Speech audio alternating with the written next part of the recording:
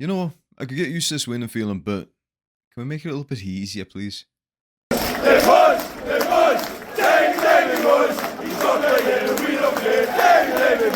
Hello, ladies and gentlemen, and welcome to the School of Science. My name is Luke, and this is the post-match reaction for Wolves versus Everton. Wolves 2, Everton 3. Now, that is one way for us to announce ourselves there.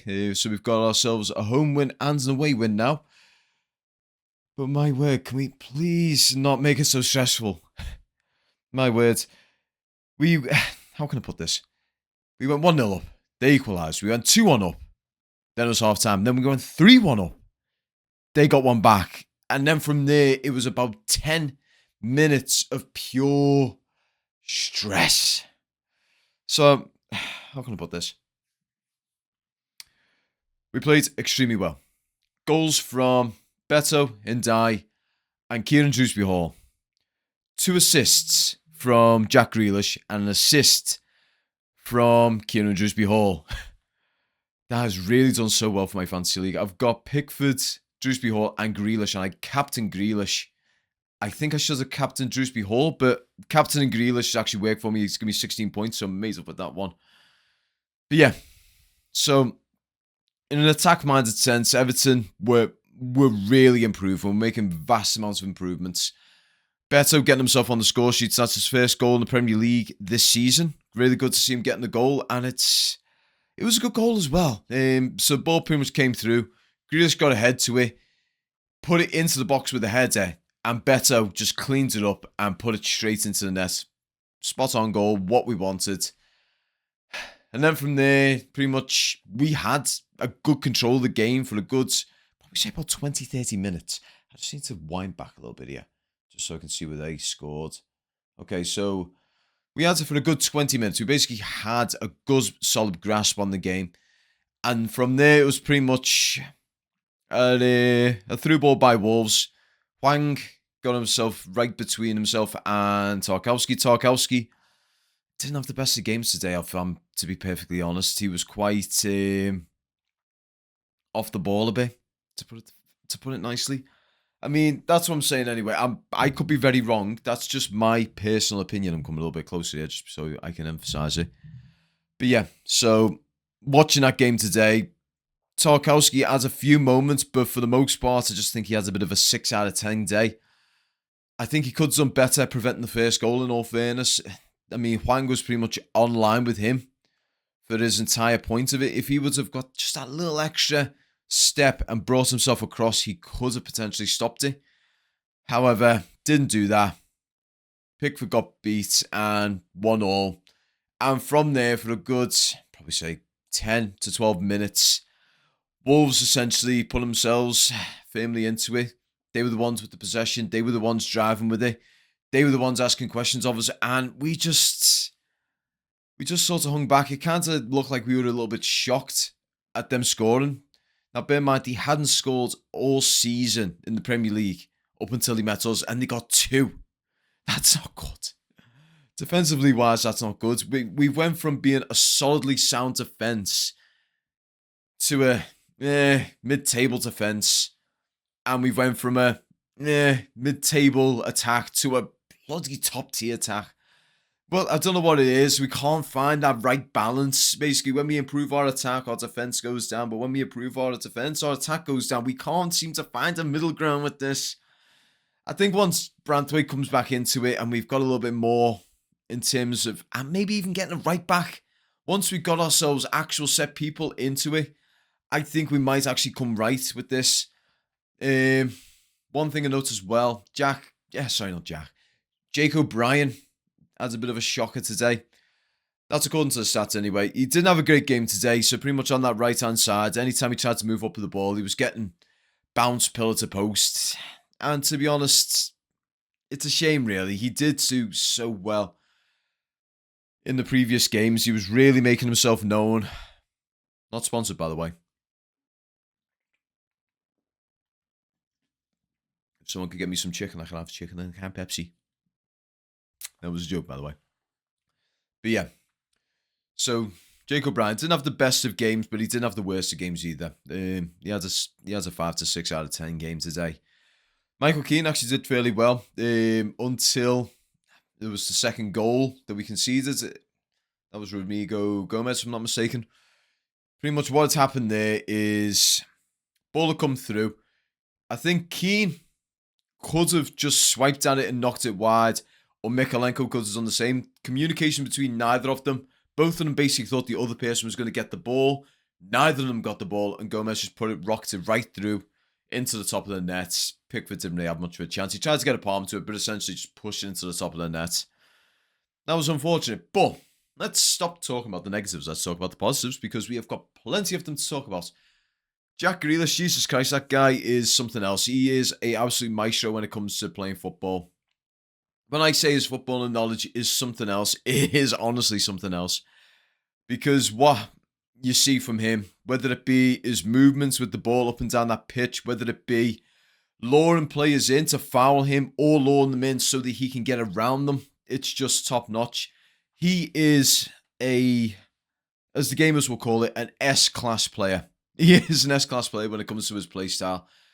I think if he had pace on him, if he had, let's say for argument's sake, he had the pace of, say, a prime Calvin Phillips or a prime Kyle Walker, I think he would be one of the best on that left-hand side.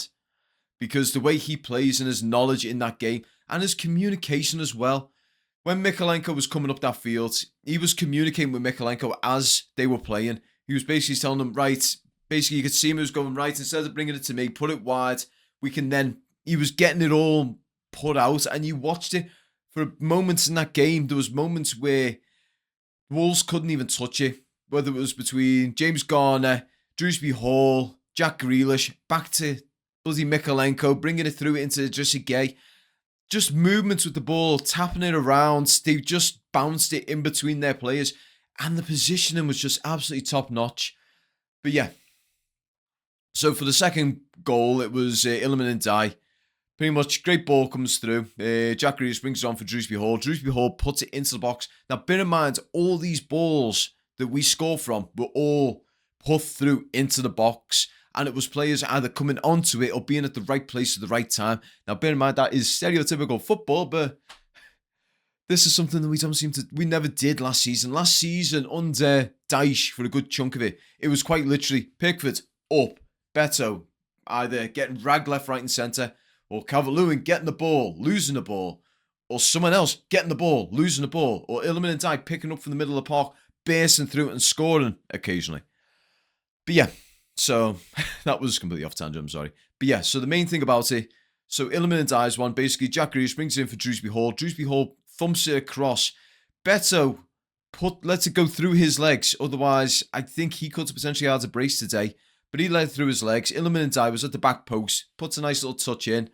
And as you know, he got his little thing on the away fans. He needs to be careful, because we remember the old Brighton one last season. He got himself booked for that.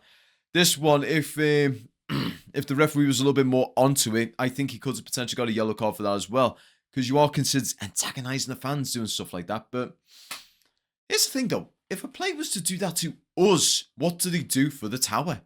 How do you go at the tower? Just stand there like this. How do you go on that one? That's someone put it in the comments. How would you have a go? Let's say, for example, you're playing against Everton at the Hill Dickinson Stadium. You score a goal. How do you antagonise the Everton fans? Do you stand there and do this? Because this could be perceived in the very wrong way. How do you do it? Honestly, I want to know. Do you go like this, take the mick out of the Harry Enfield's, Scousers thing, going, calm down, calm down. Do you do that? But yeah, so basically at that point we were 2-1 up.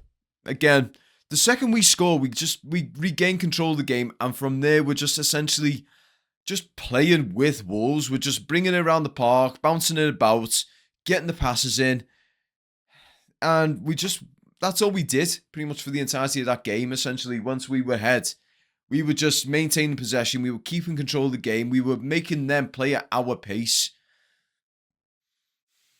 Pardon me.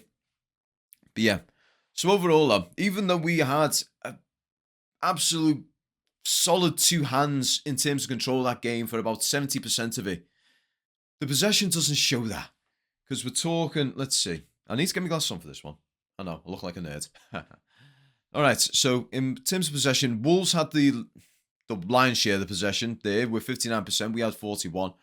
XG, we had the control of it with a 1.93. Obviously, us scoring goals, so we actually scored more than our XG. So if anyone wants to know what the XG actually means, it basically means expected goals. Wolves only had a 1.16, so they exceeded their XG as well. Big chances, 2 for Wolves, 3 for us, all of them leading for goals, obviously. Wolves having 12 shots in total, Everton having 10. Goalkeeper saves, Everton had 2, Wolves had 1. Corner kicks, 2 all. Fouls, 15 for Wolves, 10 for us. So we actually fouled less than Wolves, and that actually shows in the game. They were extremely physical. Once they had actually got an equaliser, what I found in that game is they become a lot more physical with us. So they were basically battering us pillar to post. And I don't mean that in the sense of outplaying us. I mean that in the sense of actually, lunging in, making challenges, actually being physical with it. And don't get me wrong, I love that. I absolutely love that when it comes to football. A physical game is a good game. We had that with... Oh my God, I actually forgot their name. Wow, that is terrible. I am so sorry. Mansfield. We actually had that with Mansfield. They were physical with us. They were putting tackles in. They were really trying to get that ball. They fought for it. And hats off to Wolves. They did the exact same thing. They really fought for it. And in all honesty, I have to respect a team who does that. If you want to play football, it's got to be a physical game. The whole diving and going down to a soft challenge thing. I understand Grealish is very good at drawing them sorts of things. And I love Grealish, but I don't love that aspect of the game. Being able to deceive a referee is just not... It's a dishonest tactic, and I understand it's now become a fundamental part of the game, but it's not a good fundamental part of the game. We've been going for 12 minutes now. Right, so overall, though, solid game. Defense really needs some work. We need to try and work on that. Now, Jacob Brown's been called up for the national team. I'm not sure if Mikalenko's been called up for the national team, but if he hasn't, and we do get someone in, I do think what we need to do is, whilst the lads are away, we need to work with the rest of the first team and try and bolster up that defence, because it does need serious bolstering up, because what we saw there, they were rookie mistakes that cost us goals. Yes. So the simple mistakes of Tarkowski not being aware of Wang and his potential goal threat, Mikalenko and Michael Keane not communicating between each other, that cost us. And there was other situations there that could have cost us as well. Now, granted, we haven't got a proper right back at the moment. I think Patterson's going out on loan. Youssef Chimiti's going out as well on loan with a potential option to buy. I hope there's a clause in there that allows a sell-on fee, because Chimiti, if we do sell him and don't loan him, that could potentially be one that's a serious miss out. We do need at least 10 to 15% on a sell-on if anything comes of it. Because he's got a lot of good attributes about him, and I do think he's one for the future, and I don't want to see him go, but if we do end up selling him, then so be it. But yeah, so Tiana Barry came on. As a bit of a quiet one, to be honest. He had a few moments with the ball. Again, great distribution. He's got to open his account soon. I do think the Aston Villa game might be his prime time to score a goal. That's one, what's that, like the 20th of September or something? It's actually quite a way down the line, if I'm not mistaken. Let's have a quick look. I need to get that out of the way. Right, so our next game is Aston Villa, and it is the 13th of September. And we have the Merseyside Derby. Yeah, so Everton are going to be taking on Everton City and Athletics on the 20th of September. If you guys don't know what that is, that's a little Easter egg there. Look up Liverpool's name before becoming Liverpool, because that'll be a fun one for you. But yeah, so I want to look at a final positive, though, before we finish things up. Let's have a look at this season so far. So, first game of the season, very disappointing. Didn't get a win against Leeds. We actually lost against Leeds through a controversial penalty. That was disappointing. We then went up against Brighton. First game at the new stadium. Now, as you know, as many people know, one of the biggest cases for new stadiums is your initial few games are normally quite terrible just for the fact that it's a new stadium. It feels like an away fixture. You're getting used to the grounds. You're not familiar with it. It becomes a bit of an issue as you're going into it, but you gradually grow into it. We didn't do that. We come up against a Brighton team that, although some people say poor, I felt like they were still a threat, and we come out with a 2-0 win and a penalty save. We then go up against Mansfield. Well, 2 to 3 days later, very physical team, really trying to leave a piece of us on their studs in a way when they came out of that stadium, but we managed to persevere, got a nice little 2-0 win there, and we've just now went over to Wolves. We've managed to slug out a result and got a 3-2 win there. So things are looking really well so far. It's been a while since we've actually won 2 games consecutively. Well, I'm saying 2 games, 2 Premier League games consecutively in an August fixture, because normally with us, we're very slow off the start when it comes to the Premier League. Normally it's around September, October, we pick up pace. But we're really hitting the ground running here. We're doing so well. We're currently 5th in the table. And depending on results tomorrow, I mean, if Liverpool, let's take for argument's sake right now, we've got a +2 goal difference. If Liverpool somehow managed to lose by 2 goals, we could potentially leapfrog over them. I don't see this happening in all fairness, because Liverpool, as much as this here, oh God, bloody hung this one, they've got a bloody good attack. Their defence is probably worse than ours, but they have got a good attack. Also, Sunderland right now are right underneath us with the same goal difference.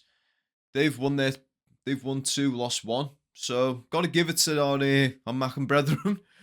They're doing so well so far. Newcastle, they're currently not doing too great. Man U, they managed to steal a win at the very end there against Brentford. Unfortunate for them, guys. But yeah. But overall, guys, coming into this international break, having a win under our belts for that is a really good feeling. We can actually go in with our heads held high, knowing that after this, we've got 2 very tough games, because let's be honest, Aston Villa, although their season hasn't been going off so well, they are still a monumental threat. Liverpool, similar. They've got 2 wins at the moment, but their defence is absolutely all over the show. We have got a very good opportunity here to really push into September with a very strong shove. And we're going to be going back to Wolves near the end of September as well. So September could be a very interesting one for us. But in any case, guys, I'd like to thank you all very much for watching. I decided to stand up for this one. How does it feel seeing me actually stand up and not sat down just like this? It feels weird, doesn't it? But yeah.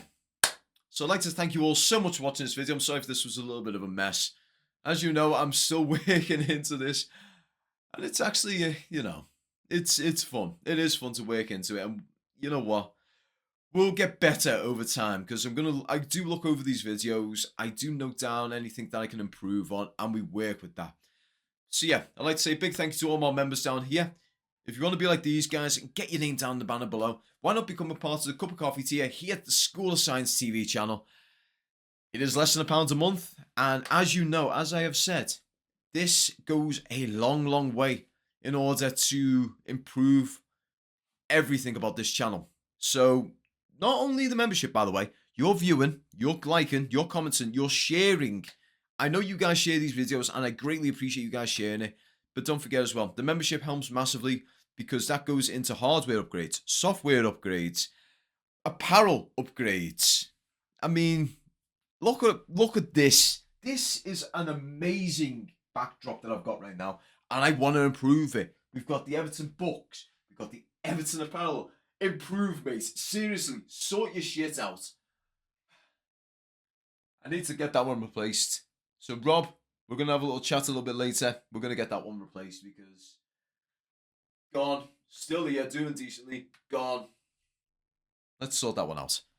We're going to get something good. I want to, I kind of, what should I get for that one there? I need to have a look and have a little chat, and we've got to think of something. I'm thinking one with the white background, maybe, because then you got the white and then the blue and the colour, obviously. But yeah, so obviously we're going to improve all this sort of stuff. We're going to get these walls painted in the future. I'm thinking there's actually a design I can get my hands on where I can actually put a shutter over my window that blacks out this window good and proper. So this won't be an issue anymore. You won't have a big white blaring thing here. In all fairness, I think the paint will probably help that one as well. So I'll paint it first and then we'll see what goes on from there. And obviously we're going to be getting the acoustic foam on the sides as well in the future. So this will probably sound a little less echoey.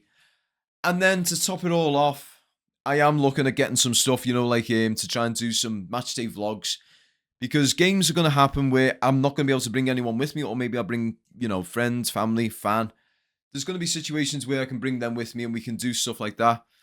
Because I've had a few people with me in these games and it's been great having fellow Evertonians alongside me. It's been mainly family so far. But yeah, I'm rambling so much right now. So as I said, if you want to help, it is massively appreciated. No matter what you do, whether that's liking, commenting, sharing, becoming a member, like I said, even buying the apparel. We've got the Ghosts to Goodison apparel and everything like that. And I am currently in talks with a few other people as well in the background to try and work out some stuff, like little deals, whether that be potential competitions, whether that be potential added merchandise, not through me, but through other people to help them. And obviously sponsorships as well. We're going to be trying to work on some of them in the near future. Why am I juggling that? I don't know. But in any case, guys, that is it for that. It is probably about it's only about 21 minutes. Not bad. We're actually making it a bit better now. Working with our time. But yeah, again, for the final time, thank you so much for watching. I hope you guys enjoy the rest of your weekend. Up the 3-point toffees, and peace.